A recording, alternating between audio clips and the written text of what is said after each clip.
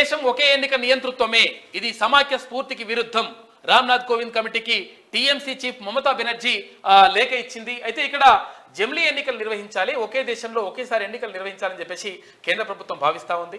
ఈ నేపథ్యంలో మాజీ రాష్ట్రపతి రామ్నాథ్ కోవింద్ నేతృత్వంలో ఒక కమిటీని వేసింది.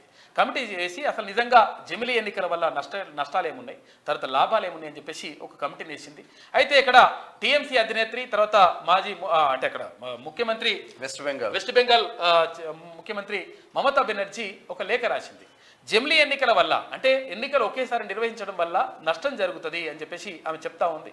అయితే కేంద్ర ప్రభుత్వం చెప్తున్నటువంటి వాదన ఏంటంటే ఒక్కొక్కసారి ఇట్లా ఎన్నికలు జరపడం వల్ల ప్రజాధనం వృధా అయిపోతుంది, అభివృద్ధికి ఆటంకంగా మారుతుంది, తర్వాత టైం అంతా వేస్ట్ అయిపోతుంది అని చెప్పేసి వాళ్ళు చెప్తా ఉన్నారు. కాకపోతే ఏంటంటే మమతా బెనర్జీ గారు ఎట్టి పరిస్థితుల్లో ఒక్కసారి పెట్టడానికి వీల్లేదని చెప్పేసి వాళ్ళు చెప్తా ఉన్నారు. అయితే ఇందులో కూడా ఒక లాజిక్ ఉంది. నిజంగా కూడా అసలు యాక్చువల్గా జమిలీ ఎన్నికలు జరగడం వల్ల కొన్ని లాభాలు ఉంటాయి, కొన్ని నష్టాలు కూడా ఉంటాయి.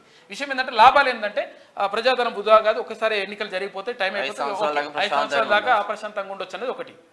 అయితే అప్పుడప్పుడు ఎలక్షన్స్ ఉంటే కూడా మంచిదే, అంటే ఒక రకమైన భయం ఉంటుంది. మజా వచ్చడం కాదు, ఎందుకంటే ఈ 5 సంవత్సరాల వరకు నన్ను ఏమి చేయలేదు. ఇప్పుడు ఒకవేళ ఆర్టీఆర్ ఉంటే ప్రాబ్లం ఏం లేకుండే, రైట్ టు రీకాల్ ఉంటే ప్రాబ్లం ఏం లేకుండే, అది లేదు కాబట్టి 5 ఏళ్ల దాకా నన్ను ఏం చేయలేరు అనేటువంటి ఉద్దేశంతో ఒకవేళ నాయకులు ఉంటే ప్రజలకు నష్టం జరుగుతుంది. కాబట్టి అప్పుడప్పుడు మధ్యలో అదొకటి ఎన్నికలు వచ్చినాయి అనుకో, అరే ఈ ఎన్నికకు గెలవాలని చెప్పేసి కొంచెం మంచి పనులు చేస్తుంటారు, ఈ ఎన్నిక గెలవాలని చెప్పి మంచి పనులు చేస్తూ ఉంటారు. దీని ద్వారా ప్రజలకు మంచి జరిగే అవకాశం ఉందని చెప్పేసి ఒక వాదన ఉంది. కాబట్టి రెండింటిపైన ఒకవేళ చర్చలు అయితే ప్రాంతీయ పార్టీలు అయితే వ్యతిరేకిస్తా ఉన్నాయి, జాతీయ పార్టీలు అయితే ముందుకెళ్లే ఛాన్స్ కూడా కనిపిస్తా ఉన్నది ఇక్కడ.